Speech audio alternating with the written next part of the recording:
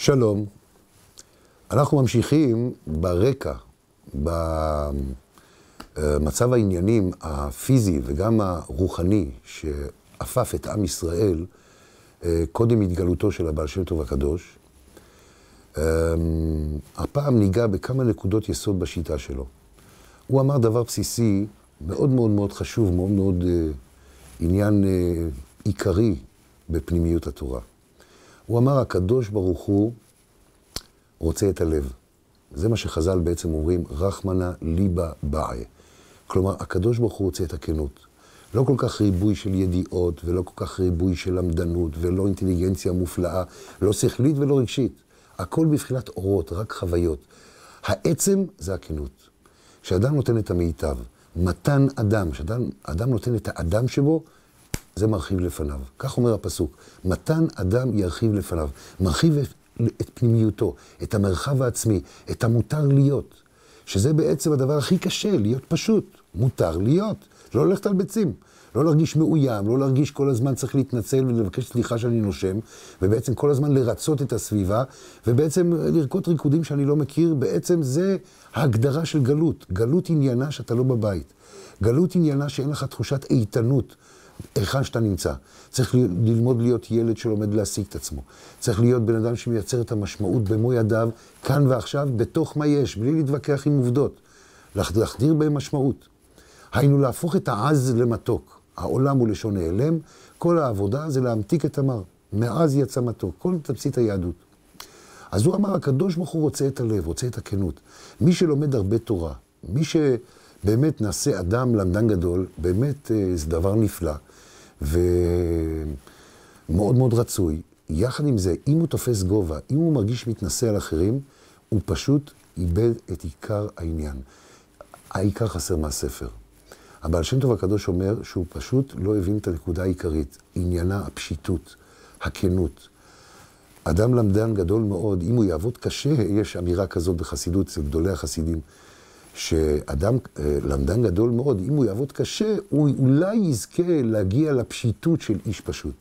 הפשיטות, הכנות, החום, התחושת גובה העיניים עם הזולת, שזה בעצם הראי של הנפש שלי, כי כשאני לא סובל את עצמי, אין לי כוח לאף אחד. וכשאני לומד לקבל את עצמי על הסתירות שבי, עושה איזון בין הקצוות, אני מקבל כוחות גם בשביל הזולת. אז הבעל שם טוב הדגיש נקודה אחת, א', כנות. השם רוצה את הלב, רחמנא ליבא בעי. דבר שני, הוא אמר עניין מאוד מאוד מהותי, בסיסי מאוד בתורת החסידות, שאין עניין לגרש את השלילי על ידי מלחמה בשלילי, כי המתאבק עם מנוול מתנבל גם כן. יש עניין לנתק מגע בכלל, להסיח את הדעת מהשלילי. אין עניין להתאבק עם דברים שליליים, כי אתה שרוי בתחושה, בעבירה שלילית שאתה מתעסק עם השלילי. יש עניין להדליק אור. חושך, יש לו ביטוי כזה, חושך לא מגרשים במקלות. צריכים להדליק אור. אפילו גפרור קטן, מדליקים אור קטנטן, ממש להבה של גפרור, בתוך אולם ענק חשוך, זה מגרש המון חושך. מעט אור מגרש הרבה חושך. וכך גם מעט חוכמה מגרשת הרבה מאוד טיפשות. ברגע שאני חושב חיובי, אז ממילא בורח החושך. לא צריך להיאבק בחושך. כי גם כשאתה נלחם בחושך, גם כשאתה מנצח, יש נזקים. יש עניין לנתק מגע עם השלילי, כמה שרק אפשר. כמובן שאסור להיות פראייר, כפי שנעריך בזה בהמשך, כי לפני עיוור לא תשים מכשול. אם אני נותן לטפס עליי, אני מכשיל עיוורים, כי מי שמטפס עליי הוא עיוור. כי מי שלא מכבד אותי, בעצם לא מכבד את עצמו. ולהפך, מי שמכבד את עצמו, מכבד גם את הזולת, נותן ספייס לזולת. כי ישנו כלל גדול. החיים זה בומרנג, זה שיטת המראות של הבעל שם טוב. הוא אומר, איך שאתה מתייחס לזולת, בעצם מה שאתה רואה בזולת, זה בעצם אתה רואה את עצמך. גם כשאתה רואה דברים שליליים, אז אדם במומו פוסל. הפוסל במומו פוסל, זה מה שחז"ל אמרו. כי הבעל שם טוב בעצם לא חידש דברים חדשים. הוא הביא בעצם את נשמת הדברים שישנם בתוך דברי חז"ל, בתוך תורת ישראל. ולא מדובר במפלגה מסוימת, איזושהי שיטה של קבוצת חסידים חמה ואוהבים את תחושת משפחתית וגאוות יחידה. מי שחושב לעצמו, במרכאות, בביטוי העממי, יאללה ביתר יאללה, אנחנו הכי טובים, ואלה ולא, ואלה כן, ואלה... זה טעות גמורה. פנימיות התורה, שיטת החסידות שעוסקת בפנימיות התורה, מתייחסת לפנימיות תורת ישראל, כלל ישראל. כולם איברים בגוף אחד שלם. ברגע שעבר אחד מתנסה על שאר האיברים, הוא בבחינת טיפש, כי החכם הוא הלומד מכל אדם. ולכל חלק בעם ישראל הוא בחינת ראש בעניין הספציפי, המאפיין, המיוחד, המעלה המיוחדת שלו. מכל אדם יש מה ללמוד.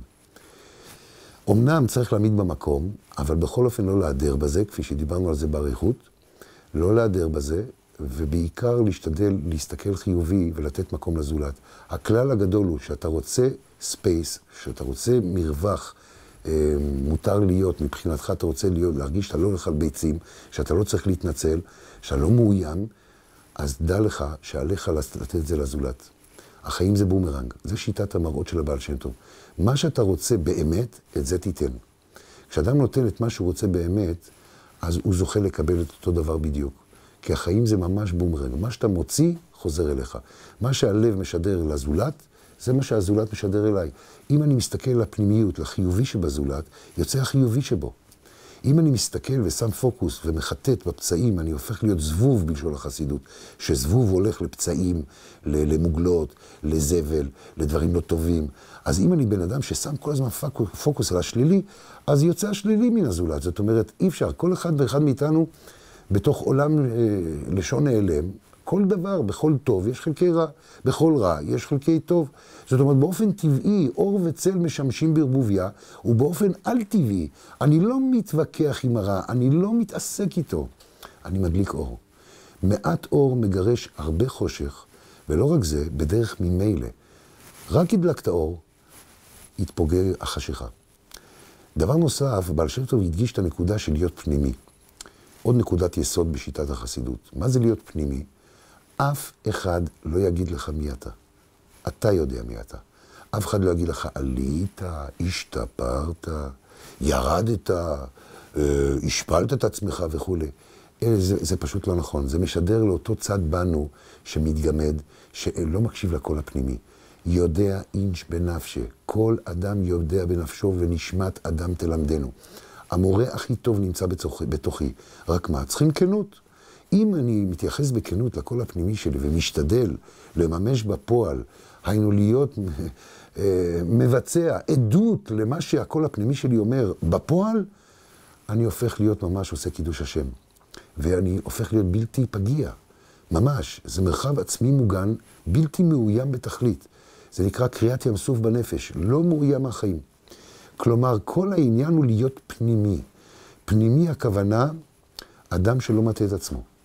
פנימי הכוונה דבר נוסף, לא רק דברים גדולים, משימות אדירות, שזה בבחינת ציפיות גבוהות מדי, שאם אני לא עומד בהם וסביר להניח שלא עמוד בהם, כי רב גבוה מדי מזמין נפילות ואכזבות, אלא דע את מקומך, עבודת מאסף.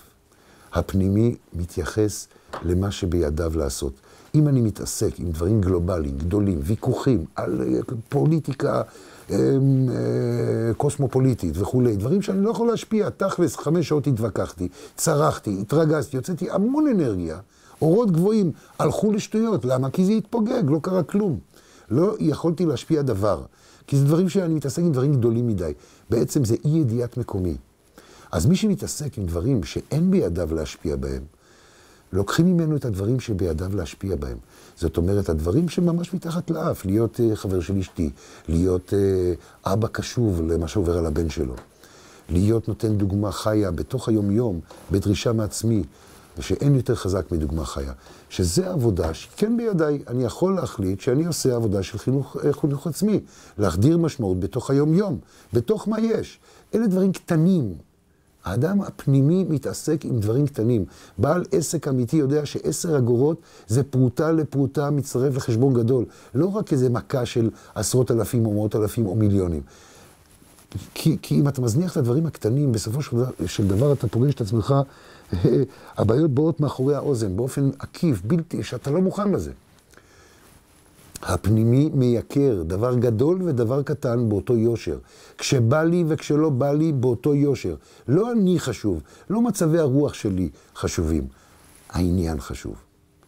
בכללות, נקודות יסוד, שמהם משתלשלות עוד הרבה מאוד עניינים, ממש עניין אינסופי, אין סוף עניינים בפנימיות התורה, שהכל מתחבר לנקודת העצם.